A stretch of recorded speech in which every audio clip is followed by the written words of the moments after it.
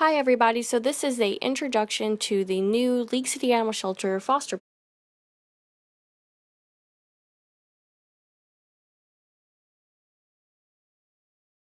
So to kind of go over why we are revamping our program, of course, not only just for the obvious reasons, but also to make sure that we keep these goals in mind when it comes to animals in foster care. And of course, number one would be the best care possible for each foster dog and foster cat that goes into foster care.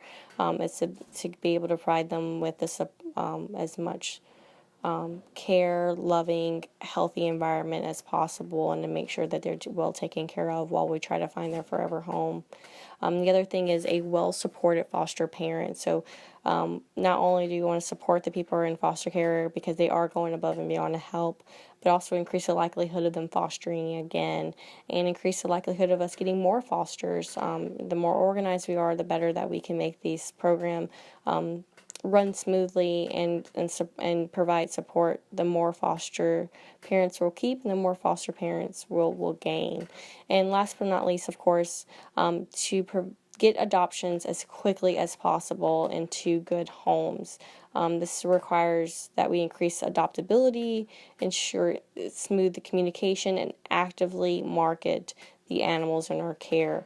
I know a lot of things happen. Animals go into foster care and then can be out of sight, out of mind. The foster parent tends to get used to them being in their home, and they're not actively marketing it as much and getting them adopted, and they end up coming back to the shelter because they can get seen more. And if we can provide a way for them to be actively marketed while they're in foster care and get them adopted while they're out before they even come back to the shelter, that would be the number one goal. So these are things that I tried to keep in mind when we were trying to revamp this program, and trying to make sure that we have a awesome, successful foster program.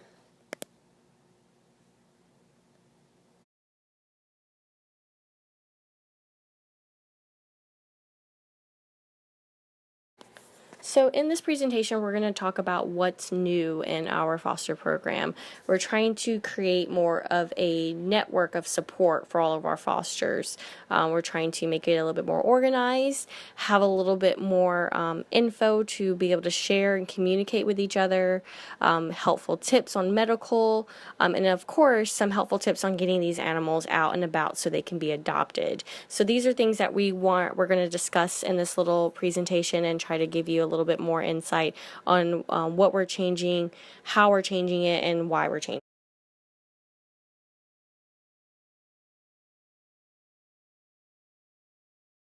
So here is a little flowchart that I've made to kind of give a quick look at who is involved in this network of success, who kind of reports to who and what their duties are. So we're going to go in a little bit of detail on what these different positions are and what it means for the program.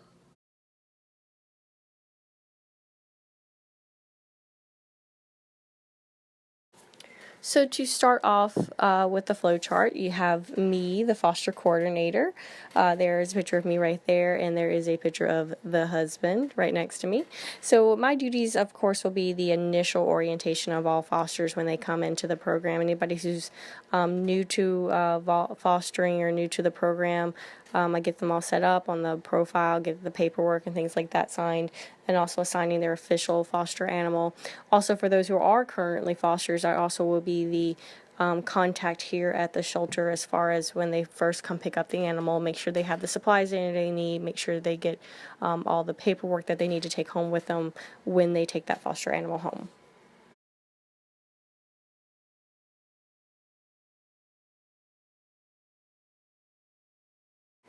Next in the program, we have our foster lead. So here is Melissa and Lisa. There are wonderful volunteers who have decided to take on the foster lead position. So their duties are quite extensive. After a new volunteer or a current volunteer that decides to foster and take an animal home, I report to them and let them know that we do have somebody who has a foster animal, and they're responsible for assigning a case manager to that foster parent.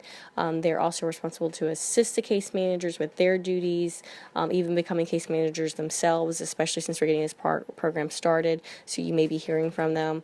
They post a need for foster animals on the private Facebook page. Whenever I can send it to them and say, hey, we need a foster for this, can somebody help? They also assign animals to foster parents if needed. If I'm not here, they kind of take over my duties, and they verify space for return of foster animals if that is needed as well. So they also be the liaison for our staff. A member, mostly Terry Rogers, would be the one with that to kind of help make sure that there is space if you need to bring the foster animal home, back to the shelter, that we can provide that space for you.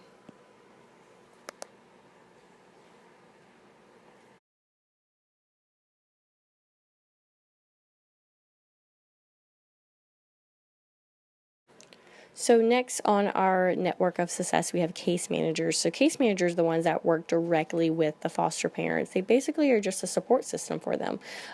They're there to facilitate any communications, any updates, any tips that they may have for the foster parents on finding them homes. And they're just basically the primary contact for that foster parent. So if they have, the foster parent has any questions or anything they need to communicate to somebody to need some help or whatever, they have a case manager that they can contact, text, email, whatever, directly, so they can kind of get an answer to their questions.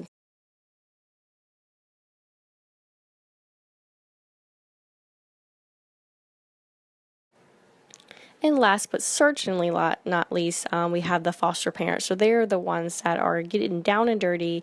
They have gone above and beyond the call of duty and actually taken a shelter animal home to live with them, give them a safe place to live, while they try to promote them and find a forever home for them. So, of course, their main duty is to give them the best care possible while they're with them.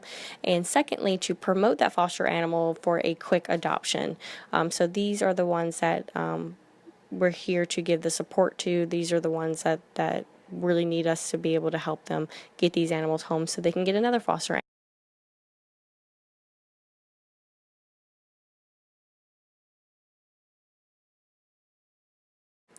So let's talk about resources. Things that we're going to be able to help our foster parents, our case managers, our foster leads, everybody, to make sure that each animal has the most amount of chances of success on.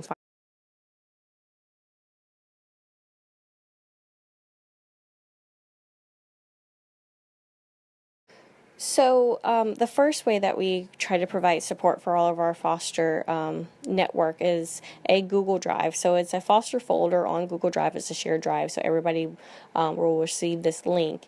And it basically has all types of information there for our foster parents, our case manager, foster leads, everybody.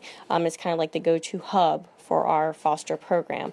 On that Google Drive, we have the master foster list, so it actually has who is our foster parents in the program, who are our case managers, who is informative contacts, so that you need to talk to somebody about updating Pet Finder, or you need to get pictures taken of your animal, or you need to talk to somebody here at the shelter about bringing your animal back for kennel space, and that's mostly for the foster leads, or anything like that. That is on our foster list, and most importantly, who has what animal on that master foster list. It actually has the foster parent, a contact phone number and email for them, the ID of that animal, the name of that animal, and also any special notes when it comes to that particular animal and what's going on with them. So that is the most important thing on that Google Drive, is the master foster list. We also have a master foster guide. So it's a kind of a reference guide. It's huge, it's thick, and it was created by a wonderful volunteer when I first started here, and she did an amazing job on it. So it's a really good reference for all of our fosters, all of our case managers, everybody. And it goes anything from kittens from 0 weeks old all the way to adults, and puppies from 0 weeks old all the way to adults. It has everything from tips for cutting nails, how to bottle feed, how much to feed animals, behavioral things that you can help with animals. I mean, it's a great reference guide, and it should be one of those things that is your go-to when you have questions about your foster animal as a foster parent. And it's just so informative and has so much things in there that you can pretty much find an answer to a lot of the questions that you have on this master foster guide. So that's also on the Google Drive. There's also different sheets on medical tips, marketing, behavior, instructive checklists, all of that good stuff that we'll kind of go into a little bit more detail as we go on with the presentation.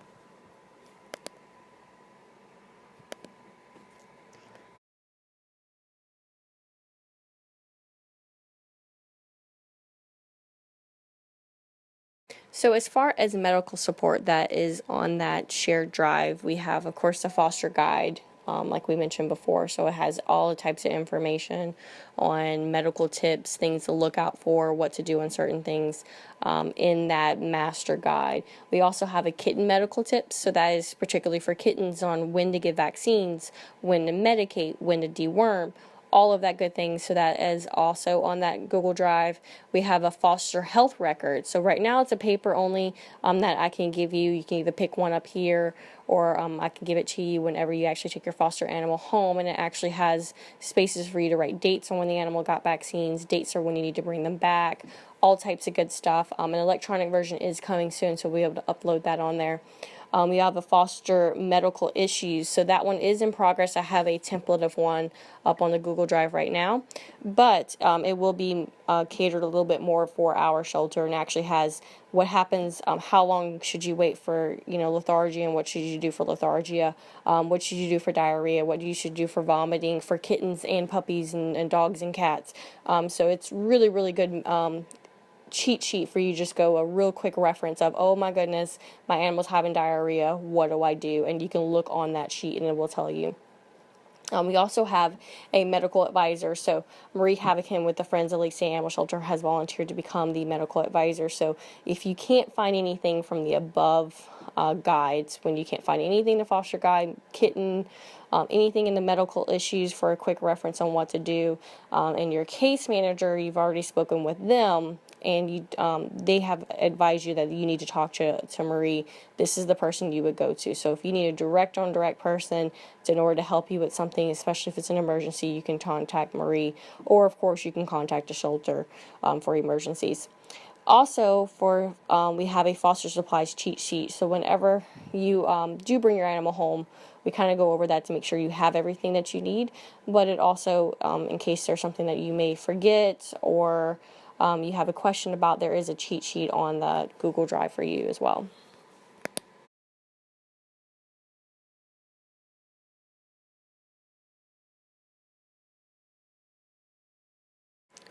So next we have marketing tips. So the best thing about marketing is that when it comes to particularly your foster animal, is thinking outside of the box.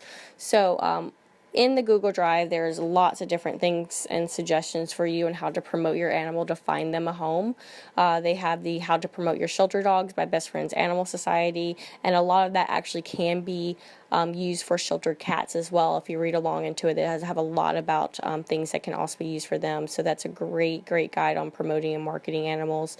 We have the Rover Exposure 3 strategies for marketing your dog, your foster dog or foster cat. That's on the ASPCA Pro webinar, so you can check that one out. The webinar slides are also on the Google Drive for you to kind of look through and see.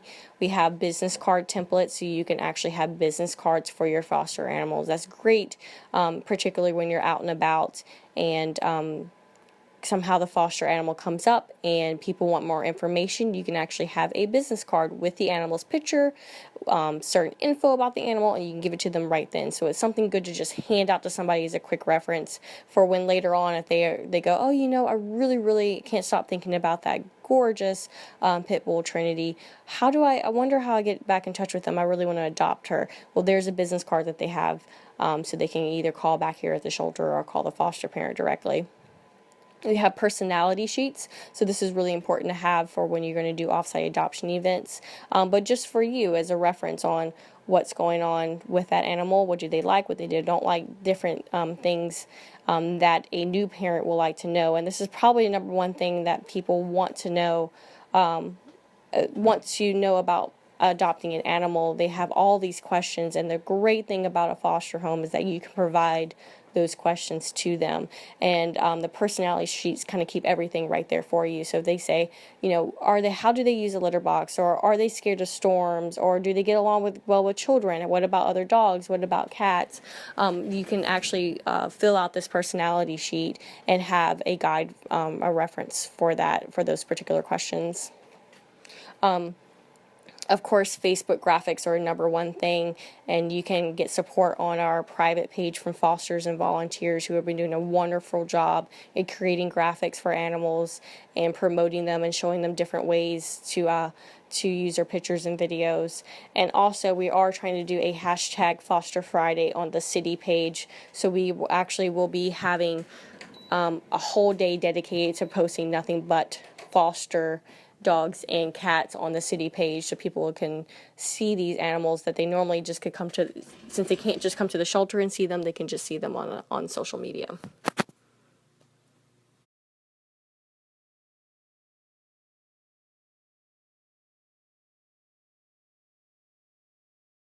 So here are a few pictures that I got from the Rover Exposure 3 Strategies, and there's just some cute ideas of what people have done to promote their foster animal and get them looked at and seen. I particularly really love the chalk board, the chalk sidewalk one, where she drew a picture of the animal, wrote "Adopt Me," wrote a phone number on there, and posted that on Facebook. So I think that is a great way. It's unique, it's different, it catches people's eye, and it really gets people interested in your foster animal. So these are just a little bit of some pictures to kind of make you think outside the box and think about things that you can do to promote.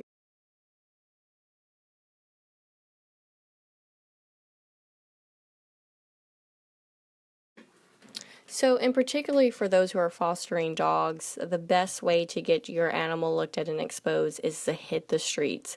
We have created a list on that Google Drive. It's called a hotspot list. So there are lists of businesses and restaurants that are animal friendly that you can bring your foster animal and promote them.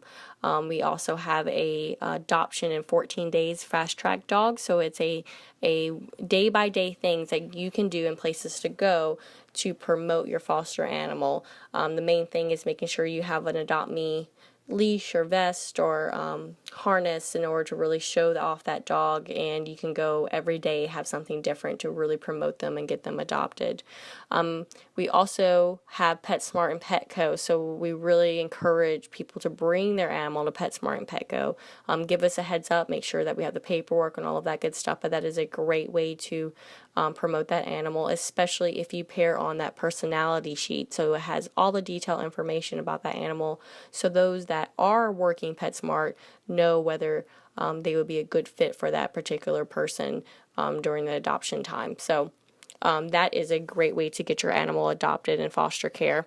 And of course, any other offsite adoption events that we do. When fall starts coming around, we are going to have a lot more events, and that is a great time to bring your foster animal and get them shown off so they can.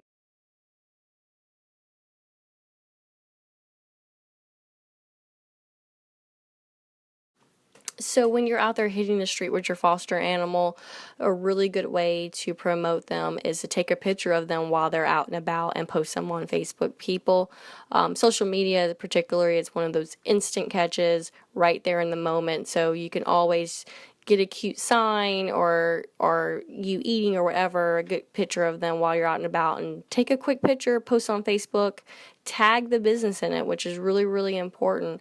And gets the business more involved, and we've actually had other shelters where those businesses will help the shelter and give discounts and things like that for our foster animals and shelter animals. So if you tag that business, it gets them promotion, it gets them marketing, and it also gets your animal marketing. So think outside the box, especially when you're out there and about in the streets. Post something on Facebook. Let them know where you are and what's going on and what we're doing at the.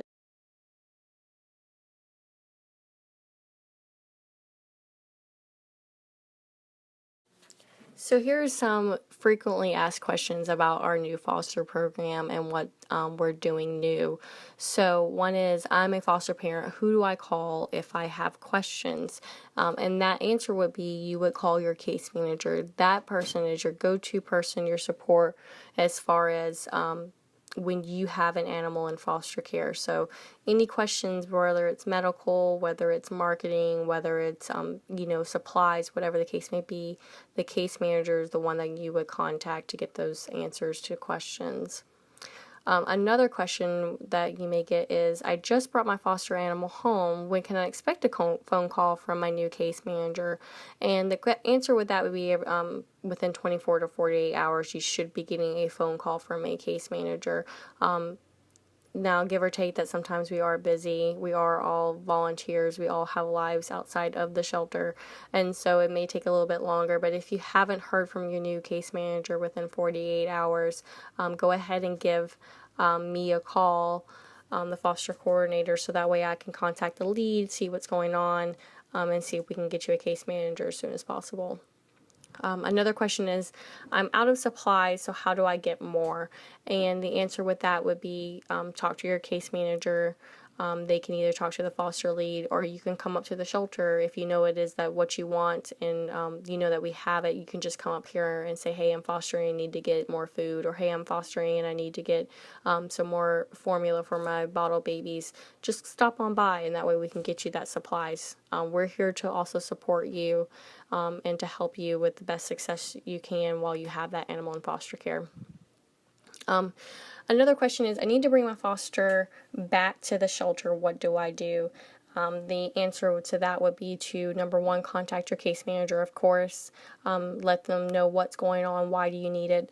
A lot of the times we can find another foster to take your animals so they don't have to come back into the shelter, which is the ultimate goal. Sometimes there may be another reason behind it, so we're here to support you. If not, and if it's one of those that we have as a team decided that it is time to bring that foster animal back to the shelter, you would contact Terry Rogers via email to let her know so we can give you space. And please at least give us 24 hours to provide that space. To make sure, because we do have to do some maneuvering sometimes and move around and make sure we can do that for you. And last but not least, another question that I get is, I want to help other foster parents, so how do I become a case manager? And that is music to my ears when I hear that question. And the number one thing is to contact me. I can send you all the information and the training we can get done. I will probably put you with a foster lead, and they will help you with everything and get you started off as a case manager and make sure that you're ready and you have the support that you need to be able to help others.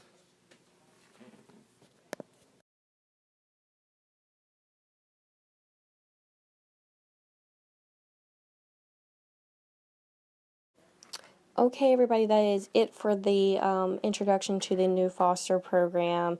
If you have any questions, of course, please contact me via email or phone call so I can answer those questions for you. And hopefully we can get a lot more fosters. And, of course, the goal for this new program is to not only to create a support group for our current fosters, but to get more fosters and get more animals adopted out in homes. That's what we're all about. We're all here to save lives, and this is what we're here to do. So if you have any questions, comments, concerns, or you want to get more involved, again, feel free to contact me. Thanks, guys.